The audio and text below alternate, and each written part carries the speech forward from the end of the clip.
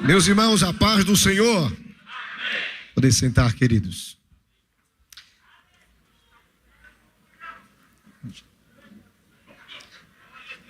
Meus queridos irmãos, amada igreja, feliz por estar retornando a esta casa,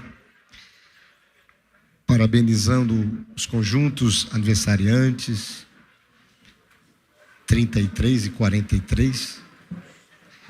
Deus abençoe ricamente cada jovem, cada moça, rapaz, nessa missão de louvar e exaltar o nome do Senhor. Agradecendo ao pastor Felipe pela honrosa e calorosa recepção. Deus abençoe sua vida, seu ministério, sua casa, toda essa preia de obreiros que aqui estão na minha retaguarda. Ao Diego Pestana, sobrenome de quem tem coisas. Que Deus em Cristo abençoe ricamente a sua vida. Aos meus irmãos e amigos que temos aqui, abra sua Bíblia em Atos, capítulo 1. Quero pedir a sua atenção, por gentileza. Não converse, não acesse o celular, a não ser a mídia. Quero lhe chamar a atenção, e se tem uma noite que eu preciso das orações da igreja, é essa noite.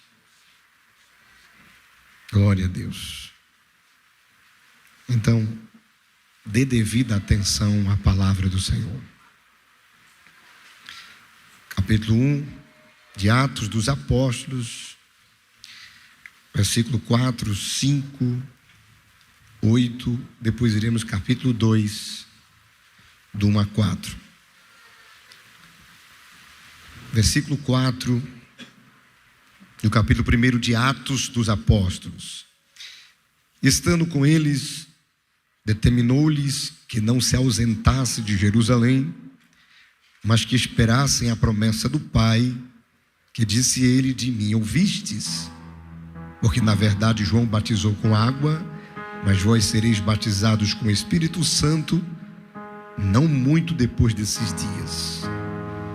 Mas recebereis a virtude do Espírito Santo que há de vir sobre vós, e ser-me-eis testemunhas, tanto em Jerusalém como em toda a Judeia e Samaria, até os confins da terra.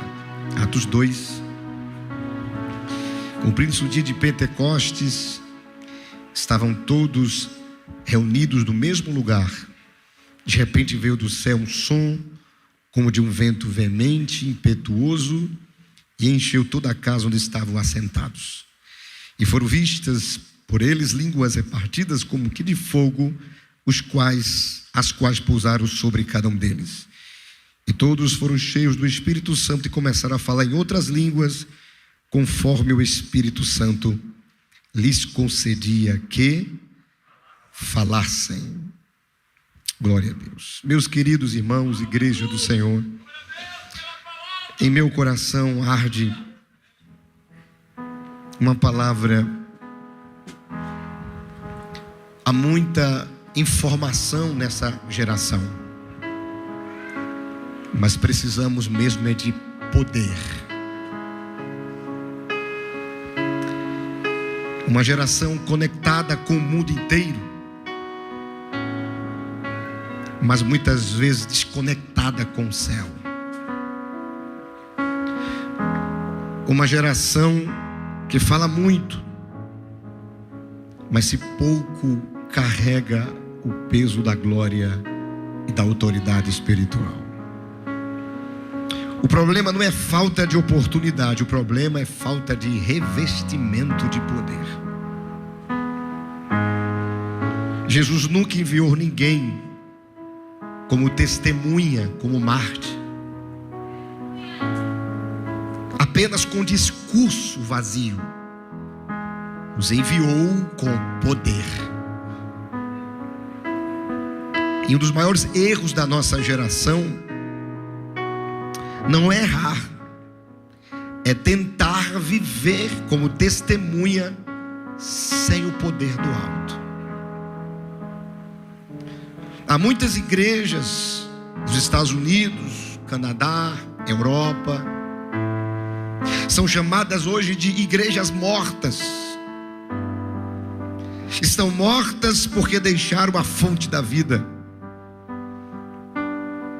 Estão mortas porque abandonaram a fonte. Deixaram o Espírito Santo. Porque sem o Espírito Santo a igreja morre, não vive. Perceba no texto de Atos 1:8: recebereis poder para ser testemunha. Jesus os enviou com poder. Observe que Pedro, antes do Pentecostes, do revestimento, não vigiou, dormiu quando deveria vigiar. Autossuficiente, todos podem negar, menos eu. Andou com os ímpios, negou Jesus covardemente, reincidentemente. Mas olhe depois Pedro, após Pentecostes. Uma testemunha ousada, carregada de glória e de peso. Eu pergunto nessa noite: é possível a igreja de hoje ser revestida do poder lá do alto? É possível? É possível, diga sim. É possível sermos revigorados com o poder lá do alto? É possível? É possível sermos tomados de uma profunda sede de Deus? É possível? É possível? E uma convicção de pecado? É possível, igreja? Mas uma coisa é ter o Espírito residente, outra coisa é tê-lo presidente. Uma coisa é você ser habitado pelo Espírito Santo, outra coisa é sermos cheios do Espírito Santo. Eu pergunto, você que tem o Espírito Santo, levante sua mão. Você que tem o Espírito Santo, levante ela. A segunda pergunta que eu faço é: você está cheio dele? A sua vida é controlada por ele? O fruto do Espírito é visto em sua vida? Quando você abre seus lábios, a palavra é poder dentro de você. Há uma grande necessidade deste poder para sermos testemunhas ousadas nessa geração. O doutor John Stott, considerado os maiores exegetas do século XX, ele diz que antes de mandar a igreja para o mundo, Jesus mandou o Espírito Santo para a igreja. A mesma ordem precisa ser observada nos dias de hoje. Não há missão sem capacitação. Não há resultado profícuo sem o poder, revestimento do Espírito Santo. Não há avivamento nessa geração de testemunhas que vá até o fim. Não negue Jesus se não houver um derramar do Espírito Santo. Em seu livro, Leonardo Ravenhill, porque está no pleno avivamento, ele conta uma história de que um certo pastor pegou uma tabuleta e a fixou na porta da sua igreja. E estava escrito assim: ou esta igreja passará por um avivamento ou por um sepultamento. Eu pergunto nessa noite: avivamento ou sepultamento? Avivamento ou sepultamento?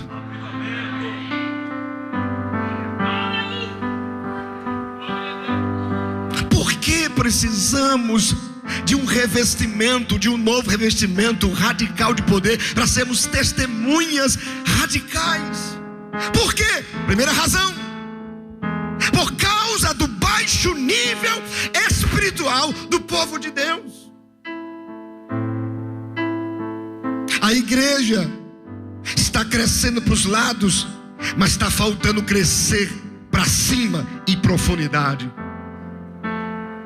Muitas vezes a igreja tem sido rasa, superficial, imatura e muitas vezes mundana. Tem extensão, mas está faltando profundidade. Tem números, mas não tem vida. É grande, mas não está causando impacto. Cresce, mas não amadurece. Tem quantidade, mas está faltando qualidade. Qualidade, qualidade. Lembro-me, recordo da igreja de Sardes, Apocalipse 3. Foi Jesus quem disse: você tem nome de que vive, mas está aparência pomposa, bonita. Tenho certeza, para as igrejas co-irmãs da Ásia, Sardes não era uma igreja morta. Há um vazio muito grande, há um abismo. Há aqueles crentes que professam e daqueles crentes que de fato são. Uma coisa é falar, outra coisa é ser. A integridade, a santidade não tem sido mais o apanágio da vida de muitos cristãos, caindo nos mesmos pecados vis que condenam os ímpios. Não é raro de ver a igreja muitas vezes estar sendo mais comentada pelos escândalos das redes sociais do que pelo impacto que ela pretende ou desimpactar. Só eu que estou notando isso?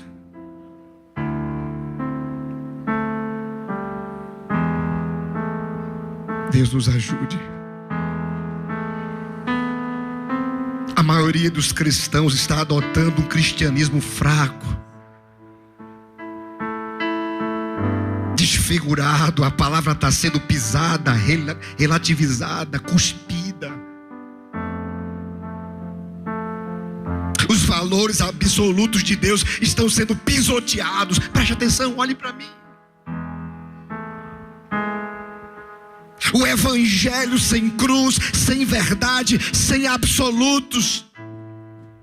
E muitos pregoeiros não se importam com a verdade, só se importam com o lucro.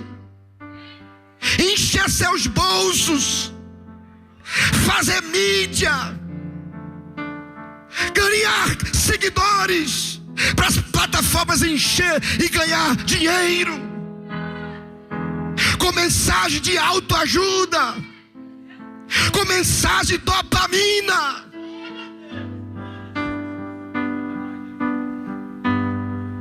E por causa dessa atitude muitas vezes inconsequente de pregar um evangelho misturado com heresia para satisfazer a ganância insaciável do lucro fácil, tem gerado muitos cristãos fracos, doentes, superficiais, que tem causado mais escândalo do que impacto positivo na sociedade. A igreja aos poucos está perdendo sua vez e sua voz.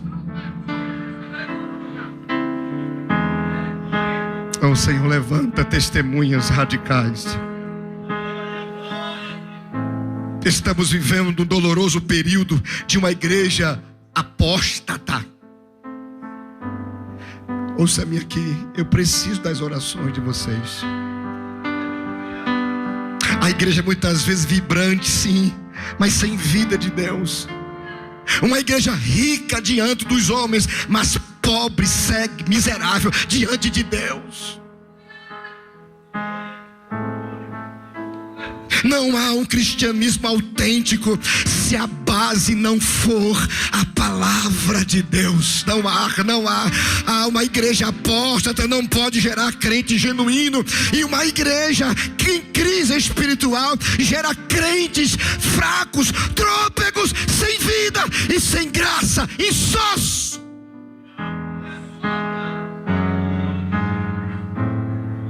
E estamos vendo a cada dia o mundo entrando cada vez mais nas portas dos templos. Quem está percebendo isso? Tem mais assimilado do que influenciado o mundo. A glória de Deus está saindo da tenda. posso usar a expressão Icabode. Quando a arca foi tomada, a glória se vai indo embora. Olhe para mim, querido. Deus se tornou apenas um abençoador e não o centro. Quem é o centro hoje é o homem. Quem está brilhando é o homem. Ele é a bola da vez. O homem hoje busca não a face de Deus, mas busca o que é lucro, o que é vantajoso. E muitos vêm à igreja não para adorar, vêm para pedir, vêm porque acha lindo, bonito, vêm para cumprir uma agenda.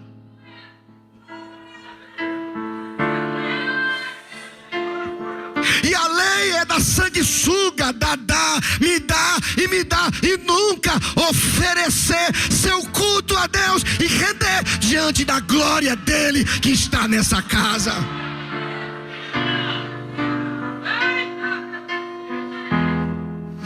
Quantos crentes estão como Éfeso, Apocalipse 2, são ortodoxos, são fiéis à doutrina, passa aí no metro assembleano, mas perderam o calor, o primeiro amor, não tem mais fervor.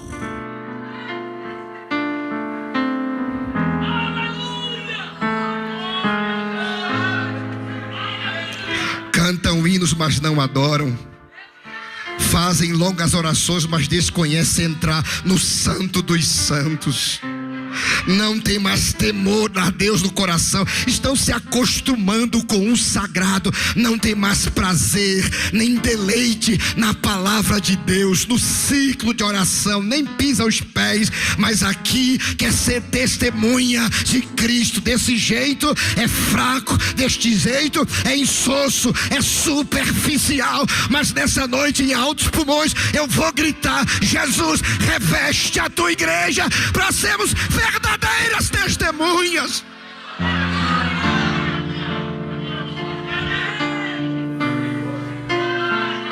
Oh Deus, oh Deus.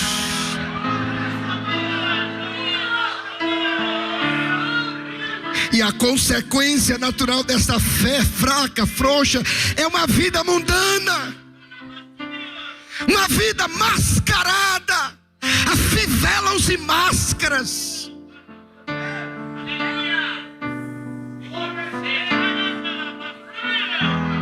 Quantos cristãos hoje, não raro, não são muito diferentes do mundo, não.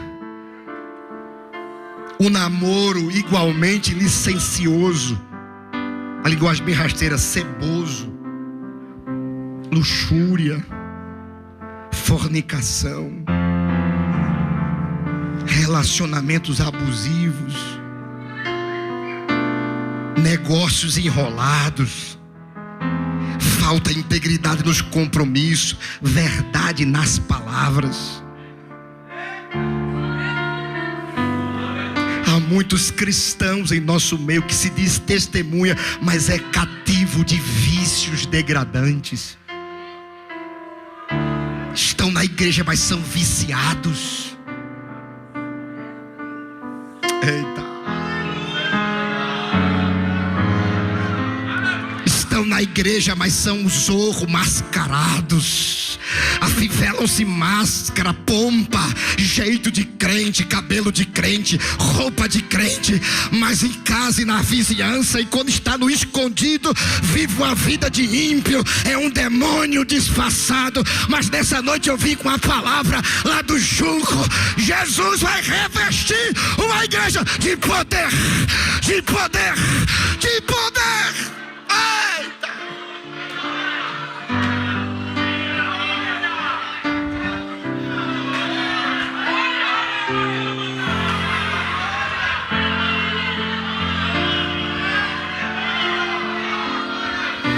Não adianta disfarçar e dar desculpas esfarrapadas. É preciso abrir o coração, se desnudar e dizer a verdade. Jesus, eu hoje quero ser testemunhas ousada de poder. Mas se não for pelo poder lá do alto, você fica fraco, impotente, caído, destinado no chão, na lona. Por isso a igreja, como nunca nessa geração, precisa do revestimento de poder. Quem precisa? Quem precisa? Quem precisa? Eu sou o primeiro. Quem é o segundo? Quem é o terceiro? Eu sou o primeiro. Quem precisa? Quem precisa desse poder? Quem precisa desse revestimento de um novo Pentecoste? Quem precisa? Levante sua voz, por gentileza.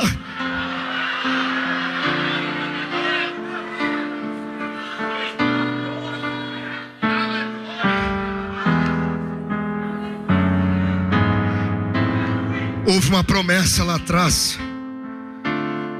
O derramar do Espírito Santo é uma promessa do Pai. Atos 1:4. E o profeta Joel já disse lá atrás, há 700 anos antes de Cristo, ele vaticinou essa profecia. Capítulo 2 de Joel, versículo 28. E acontecerá depois, derramarei do meu Espírito sobre toda a carne, sem distinção de etnia. E vossos filhos e vossas filhas profetizarão, sem distinção de sexo.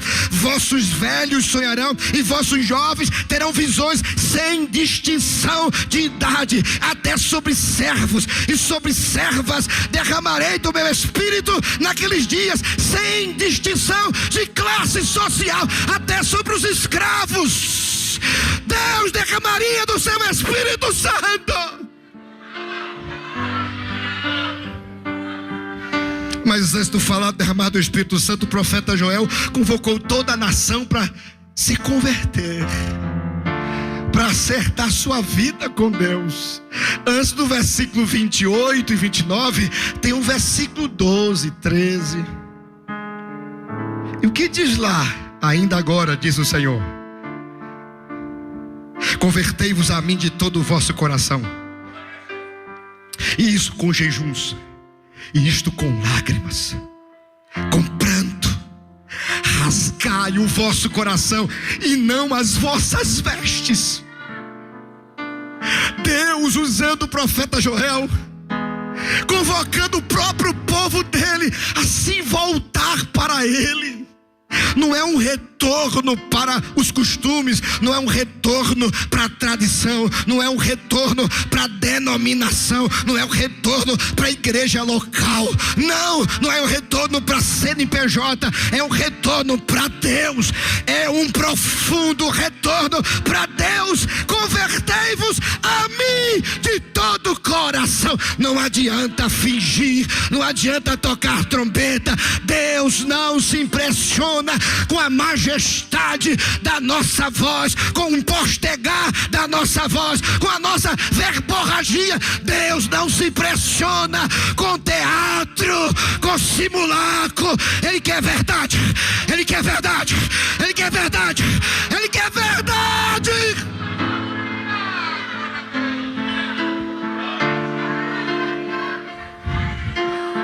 Esse retorno tem que ser com quebrantamento, com choro.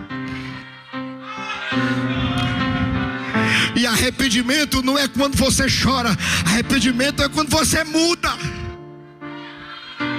Todo arrependimento perpassa por 3 áreas: entendimento, emoção e volição, vontade. Quando você se arrepende, você tem consciência de pecado. Passa pela emoção, você tem tristeza segundo Deus, e passa pela vontade, você muda a rota, você volta. Disse um escritor, Thomas Broik, ele disse que arrependimento é o vômito de uma alma já está enjoada de pecar. Arrependimento é quando a alma está enjoada de pecar, ela põe tudo para fora, tudo para fora. Quando você chora, quando você internaliza, mas não muda, não foi arrependimento. Foi o que? Remorso. Remorso, você sabe que está errado, você até chora no culto, promete a Jesus que vai mudar, mas saiu dessas portas, chegou em casa, é o mesmo crente, não se arrependeu de verdade, foi remorso. Mas é preciso chorar e mudar, é preciso retornar para Deus, retornar para o Pai, retornar para a graça, retornar para a presença dEle. E eu vou dizer aqui nessa noite, Jesus está procurando verdadeiros adoradores, adoradores que se voltam, adoradores que se curvam, adoradores que choram por seus pecados. Oh glória! E essa volta é com sinceridade, não é rasgar a seda, é rasgar o coração.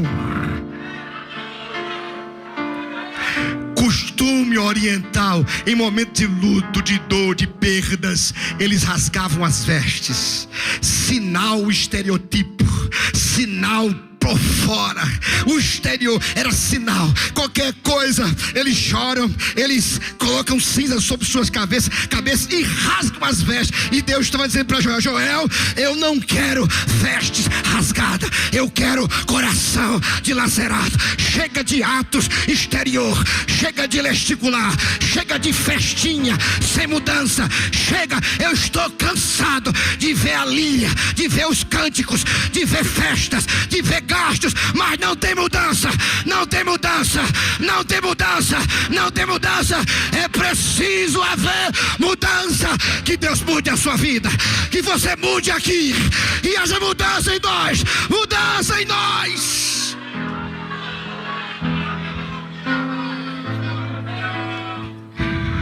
Se gasta, tem oração, tem consagração, tem custos.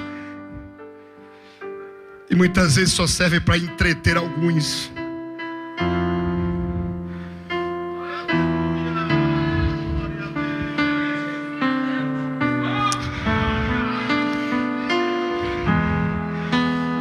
Ele quer um coração rasgado, quem está me ouvindo.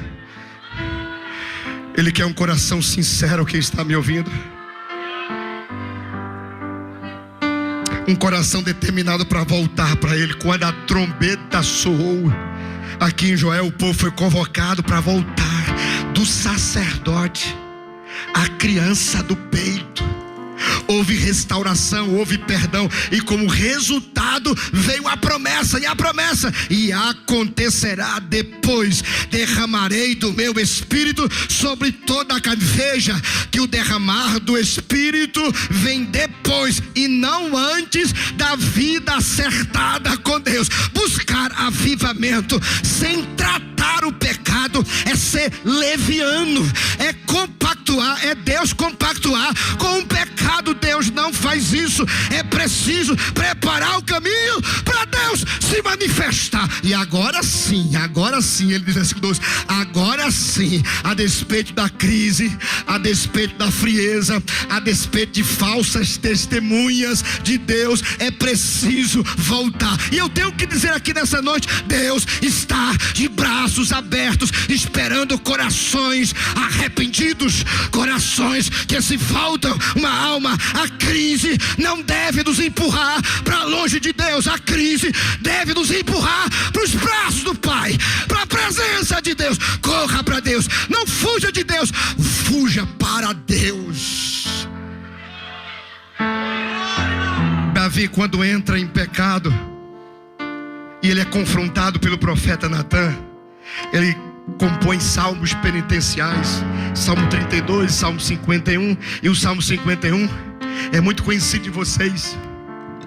Ele chora, ele reconhece que não foi Batseba, não foi o corpo dela, foi ele, o coração. Nasceu em pecado, natureza adâmica, caída, herdado aos primeiros pais. É ele. E no Salmo 32 ele diz: quando escondi o meu pecado, faltou apetite, o sono foi embora, seus ossos ardiam. Porque ele diz no Salmo 32: a mão do Senhor pesava sobre mim. Não tem como pecar em paz. Eu li um livrozinho que dizia: depois que salvo fui, nunca mais pequei em paz. Depois que você encontra a graça, depois que você é alcançado por essa graça, não tem como você pecar e ficar tudo em paz. Não adianta você comer, não desce a comida, vai dormir, o sono vai embora, até você espremer o carnegão do pecado e sair toda a sujeira, toda a bagaceira. É preciso, Deus não vai te deixar em paz. A mão do Senhor pesa sobre os salvos. A mão do Senhor vai no teu encalço, não vai te deixar, não vai deixar você ficar em paz. Isso é graça, isso é graça. Deus te ama tanto que faz com que você não fique em paz, para que haja arrependimento, retorno, e Ele possa se manifestar a graça outra vez. Quantos necessitam de revestimento de poder? Quantos? Então volta, então pede perdão, então te humilha, então se arrepende. Que haja nessa noite aqui, pastor Felipe, um batismo de arrependimento, um batismo de confissão. Para ser testemunha ousada, é preciso do poder lá do alto. E para receber este poder, revestimento, é preciso deixar o que é errado, é preciso abandonar o que não presta, é preciso deixar todo orgulho, toda soberba. Disse um certo pregador puritano que há orgulho até na nossa humildade. Orgulho é como a cebola: você tira uma casca, tem outra, tira uma casca, tem outra, tira uma casca, tem outra. Você vai lutar contra esse pecado até Jesus voltar, você partir dessa terra. Temos que ir para o chão, para a lona. Você é nada, que é algo em Jesus, que Ele é poderoso, Ele é que é grande, Ele é que é forte, Ele é que é majestoso. O tempo de restauração vem em tempos de sequidão. O tempo de voltar para Deus é agora, hoje à noite, nesse culto de gratidão. É tempo de restauração. Deixa eu ouvir quem está entendendo essa palavra. Deixa eu ouvir aqui quem está entendendo essa palavra. O acerto de vida com Deus é urgente para o Espírito Santo te encher de forma sobrenatural. Eu tenho certeza que crentes serão visitados por um poder jamais visto na sua vida, desde a sua conversão ou batismo no Espírito Santo. Eu tenho certeza, quando você é visitado por Deus, você não tem sede de partitura, você não tem sede de cifra, você não tem sede de microfone, você não tem sede de cargos, você não tem sede de pregar. Quando você é visitado por Deus, você tem sede de Deus, sede de Deus, sede de Deus, sede por Ele, sede pela glória, sede pela presença, sede pela graça, sede para ser cheio.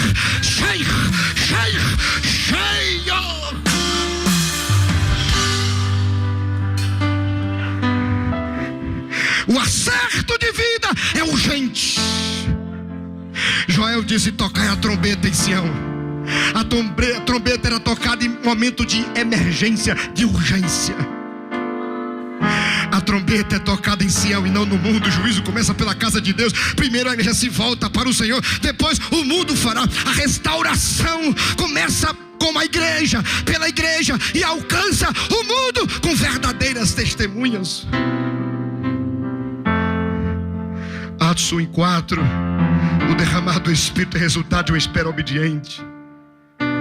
Os discípulos deveriam permanecer na cidade até que do alto fossem revestidos de poder. Lucas 24:49. O último lugar que eles queriam ficar era em Jerusalém, mas no palco do fracasso era o lugar da restauração. Eles deveriam ficar lá no cenário do fracasso, porque é mais fácil você sair do que ficar. É mais fácil você ser um ativista do que depender de Deus. É mais fácil você depender dos homens do que do Espírito Santo. É mais fácil você depender da sua intelectualidade, do seu conhecimento, de pessoas que podem ajudar, do que da presença e dependência do Espírito Santo. Mas nós não podemos nos surfar disso, nós não podemos nos deixar de lado. Dependemos do Espírito Espírito Santo. Precisamos e dependemos do Espírito Santo. Sem Ele não há vida. Sem Ele a igreja vira um clube social, mas com Ele a igreja vai, com Ele a igreja suspira, a igreja respira. Com o Espírito Santo há testemunho ousado. Com o Espírito Santo há conversões genuínas. Com o Espírito Santo Ele levanta obreiros, levanta cantores capacitados, levanta pregadores ungidos e cheios da verdade. Com o Espírito Santo a igreja flui na graça de Deus e alcança o seu propósito. Buscai. Havia unanimidade, todos, Atos 1:14, todos estavam ali. Quando Jesus fez a promessa do derramar do Espírito Santo, eles não duvidaram, eles não colocaram para segundo plano. Ouça-me aqui, não deixaram para depois. 120 discípulos buscaram um lugar para orar. Eles tinham uma só alma, eles tinham um só propósito. O propósito era buscar poder lá do alto. Havia perseverança na oração. Testemunhas têm que orar. Hoje temos ânimos para começar uma reunião, mas não temos pique para continuar orando, porque é mais fácil ser um entusiasta quando as circunstâncias são favoráveis. Mas Deus busca em nós perseverança. Diga comigo, perseverança. O pregador Charles Spurgeon, fazendo uma exegese, pregando nesse texto de Atos 1:14, ele disse: como esperar um avivamento, um despertamento, se nem ao menos fomos despertados para orar? Falamos sobre oração, pregamos sobre oração, os resultados da oração, mas a gente não ora.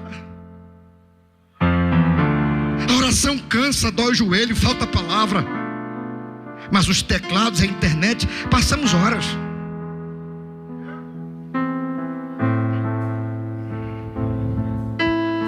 A igreja de Atos era uma igreja que orava de verdade. 1:14 estava em oração. Atos 2, orando no templo, no cenáculo. Atos 3, os discípulos vão orar, os apóstolos vão orar às 3 horas da tarde. Atos 4:31, tendo eles orado, 3 coisas aconteceu. O chão tremeu, o Espírito Santo os encheu e eles falavam com ousadia a palavra de Deus. Atos capítulo 6, os apóstolos entendem que tem que escolher 7 homens para servir a mesa, e eles ficariam responsáveis pela palavra, aliás, pela oração e a palavra. Oração e a palavra. Atos capítulo 9, o sinal que Deus dá a Ananias é de que Paulo está cego, mas está orando, está orando, está orando. Atos capítulo 12, Pedro está preso, vai ser decapitado, porque seu companheiro foi decapitado. Ele era o próximo depois da Páscoa. Mas 12:5 de Atos, a igreja estava orando, a igreja estava orando, a igreja estava orando. A oração foi tão poderosa que Deus mandou um anjo na prisão e soltou Pedro. Atos capítulo 16, Paulo e Silas estão presos na prisão, algemados, pés e troncos.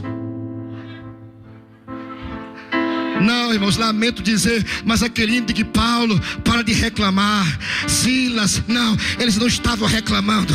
Lamento dizer, essa composição, essa parte está errada. Eles não estavam reclamando, eles estavam à meia-noite como? Orando e cantando, orando e cantando, orando e cantando. E sabe o que aconteceu? Um terremoto, um abalo sísmico. Eu não sei na sismologia divina se foi um abalo de 5.1, 6.1, 7 ponto alguma coisa. Eu só sei que terremoto de Deus abre portas, abre portas, abre portas, abre portas. E está no plural, portas, portas. É só você olhar o texto. Porta, a porta dos cárceres, a porta do coração do carcereiro, a porta da família do carcereiro, a porta das missões na Europa. Deus vai abrindo porta. Para quem ora, Deus abre portas. Para quem ora, Deus abre portas. Para quem ora, Deus abre porta. Levante a sua voz aqui, quem crê nessa palavra. Para quem ora, Deus vai abrir portas. Para quem ora, Deus vai abrir porta. Deixa eu ser canal de Deus nessa noite aqui. Para quem está com os ouvidos aguçados, Deus vai abrir portões, portas gigantes para quem está orando de verdade. Atos capítulo 20, Paulo está com os presbíteros orando na praia. Atos capítulo 28, Paulo chega na ilha de Malta, só com a vida como despojo. Mas chegando lá na ilha de Malta, Paulo não foi passivo. Paulo procurou alguma coisa, procurou cavacos para o fogo aquecer cada vez mais, porque estava muito de frio. Aí de repente surge alguém doente. O pai de Públio estava com uma disenteria, mas quem estava lá para orar? Paulo impôs as mãos, o rapaz foi curado. Acharam um pouco, trouxeram todos enfermos da ilha, e Paulo dizendo: receba a cura, receba a cura, receba a cura, receba a cura, receba a cura, receba a cura, receba a cura, receba a cura, receba a cura, receba a cura, pega a palavra, recebe cura, pega a palavra, recebe restauração, pega a palavra, restauração, pega a palavra, a vida, pega a palavra, você não vai morrer, pega a palavra, Deus vai gerar vida. Vida, tem vida aí, tem vida aí, tem vida aí, tem vida aí, tem vida aí, tem vida aí. Abra a boca, seja cheio, seja cheia, seja cheio.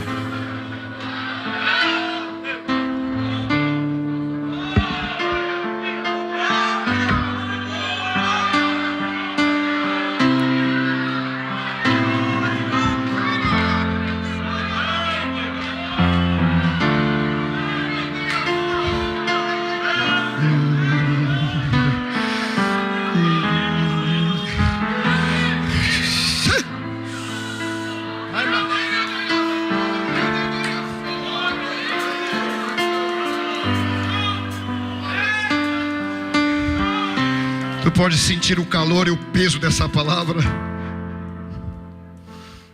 Será possível, irmãos, que a gente não sente o peso, a escassez de nossos frutos?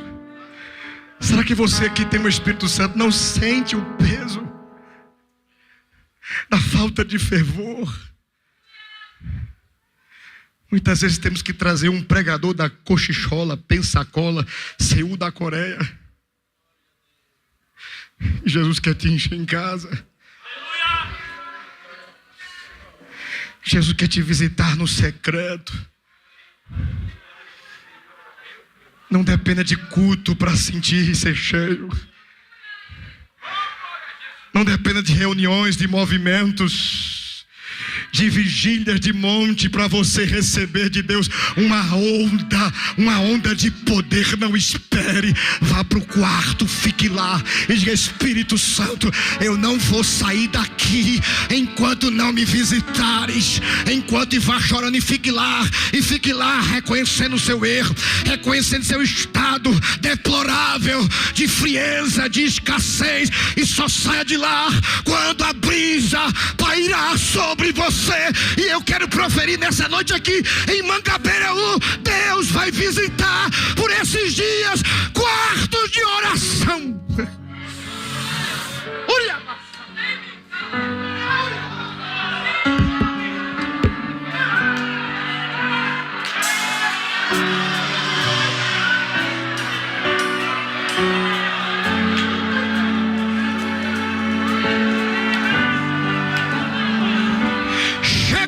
No meu coração, eu visitareis os quebrantados que estão ajoelhados, sinceros diante de mim. Eu vou visitar com a glória indizível. Assim diz o Espírito Santo. Quem recebe essa palavra, vá pro quarto, vá pro quarto. Vai chorar, vai chorar, vai chorar para ser testemunha ousada. É preciso poder, poder lá do alto, poder lá de cima, poder, poder. Não é movimento, não é manipulação do homem, é poder lá do alto, poder que muda, poder que abre a boca para testemunhar nas vielas, nos becos, nas ruas. Prega sem microfone, prega nos bancos, nas praças, prega, crente, prega, prega. Receba aí, receba agora, receba agora, onda de poder, recebe agora, receba aí, receba aí, agora.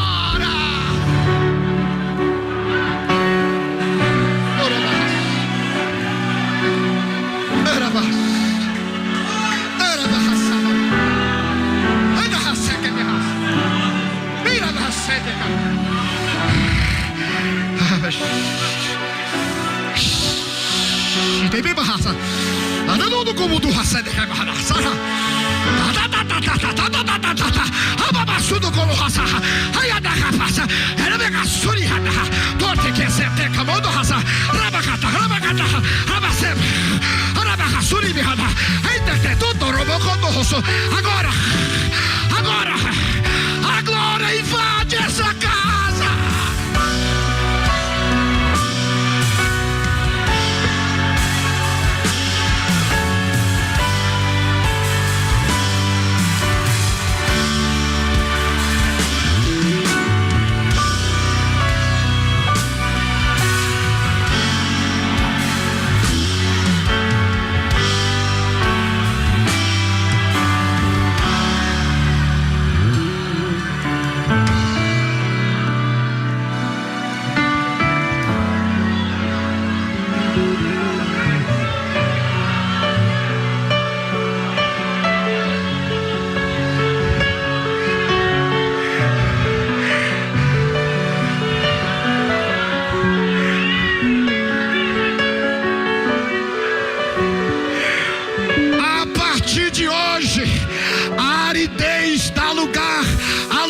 Cheios na tua vida. Vida estéril nunca mais. Levante a mão aqui comigo, levante a mão sobre a tua vida. Eu profiro palavras inspiradas sobre a tua vida hoje. Deixa o deserto espiritual e estás nadando hoje na graça, no oceano do Espírito. Para ser testemunha ousada, tem que ter poder, tem que ter dinamite, tem que ter explosão. Aleluia. Dinamite só se acende com fogo. Dinamite só se acende com fogo. O Espírito Santo é fogo. Fogo que aquece, fogo que ilumina, fogo que se alastra, fogo que purifica. Recebe aí, recebe fogo, fogo, fogo. Explode agora, explode agora na presença, explode agora, explode.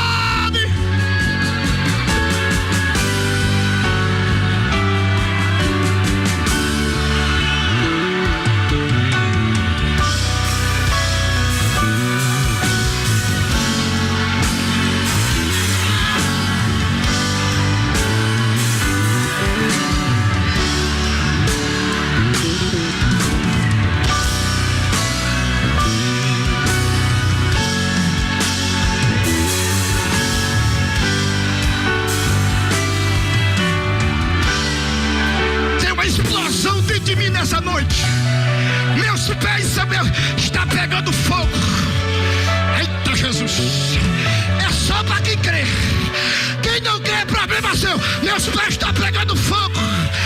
Eita Jesus, eita Jesus, já, eita.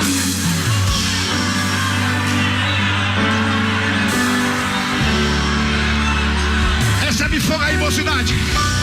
Abra a boca agora, abra a boca. Abra a boca, que não haja silêncio em voz.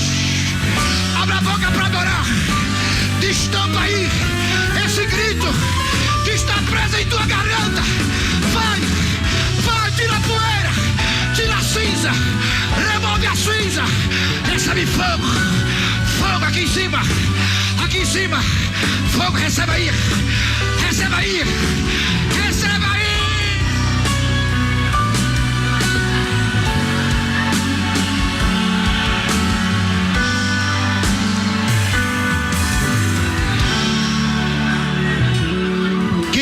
Tu no passado, você pensou, já imaginou no privilégio que temos, ter o Espírito Santo habitando, morando em nós?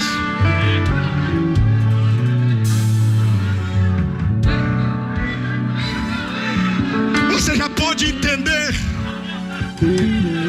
que Deus mandou o outro, Jesus enviou o outro. Eu não vos deixarei órfão, mas vou enviar outro aqui da mesma espécie, qualidade e essência que eu. Não é outro diferente, é igual a mim. Ele é Deus. Ele vai estar com vocês, habitar com vocês. Quem tem o Espírito Santo aqui? Quem tem? Levante a voz, dê glória a Ele, dê glória a Ele, dê glória a Ele. Dê glória, o Espírito não é pecado não, dá glória ao Espírito Santo, Ele é Deus. Ele merece glória, merece aleluia. Dê glória, dê glória, dê glória ao Espírito Santo. Dê glória ao Espírito Santo. A proporção que você dá glória e se entrega, recebe poder, recebe alegria, recebe enchimento agora. Agora, agora, agora.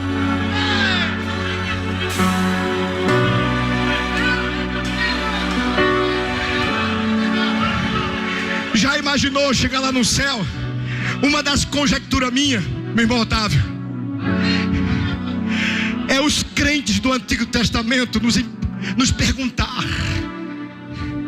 É uma conjectura minha, não está na Bíblia. Mas eu imagino aqui os crentes do Antigo Testamento. Me fale aí, me diga qual é a sensação, a experiência de ter o Espírito Santo morando dentro de vocês, habitando. Porque alguns de nós tiveram essa experiência e foi algo extraordinário. Era privilégio de alguns reis, alguns profetas, alguns juízes. E quando o Espírito Santo entrava neles, fazia coisas extraordinárias, portentosas, absurdas.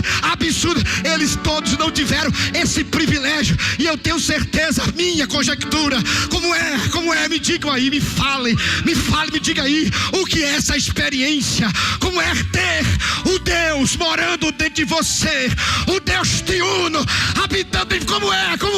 Aí você vai responder: é maravilhoso, é poderoso, é poder, é revigoramento, vencer contra o pecado, é ser intercedido por Ele. Você não ora como convém, mas Ele, Espírito Santo, intercede por você com gemidos inexprimíveis. Ele é poder, recebe aí alegria, recebe dinamismo, recebe nesse culto agora. Feche seus olhos onde você está. Deus.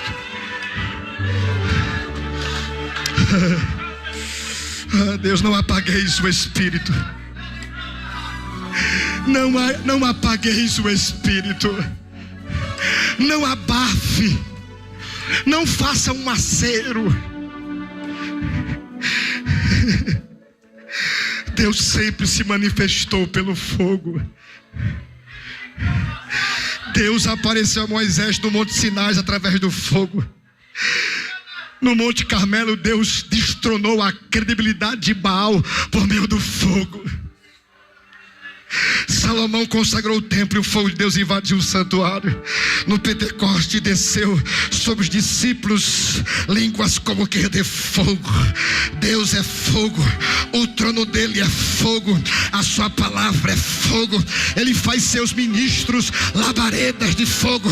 Jesus batiza com o Espírito Santo e com fogo. Fogo te aquece, fogo te aquece, fogo, pega fogo, igreja de Mangabeira, pega fogo, te incendeia.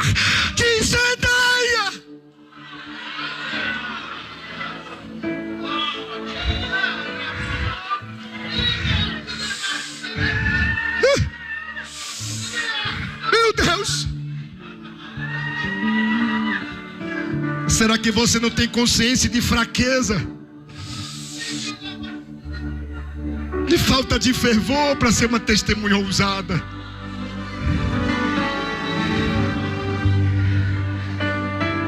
Olha, há uma história de um grupo de missionários acampado numa selva, perto de vilas e aldeias.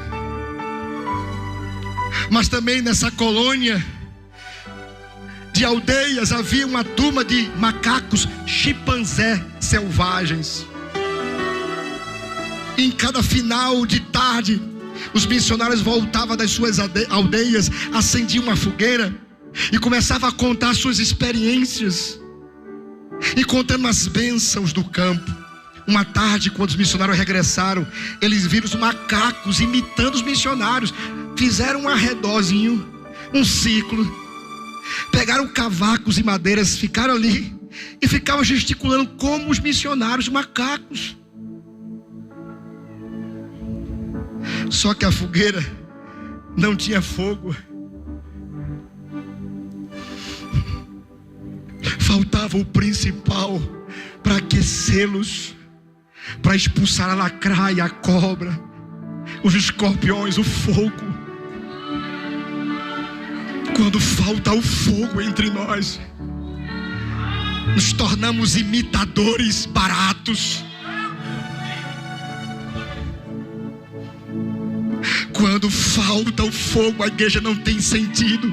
Parece um clube religioso, uma reunião de amigos, de gente idealista, e não onde a igreja, onde pulsa a vida de Cristo. Fique de pé nessa hora. Eu quero orar por você, com o coração pegando fogo. Me permita, pastor Felipe, eu sei que eu já passei do horário.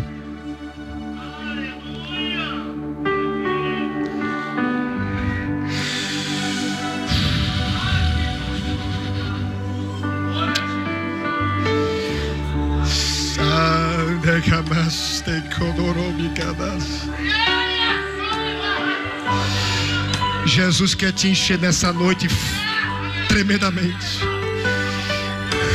Deus. Oh Deus, Jesus quer te encher tanto. Pegue na mão da sua irmã, do seu irmão, onde você está. Ore com ele e por ele. Não peça nada a não ser que ele seja cheio do Espírito. Por favor, faça isso. Que ele seja cheio do Espírito Santo. Que ela seja cheia do Espírito Santo. Por favor, por favor. Ore agora. Ore agora.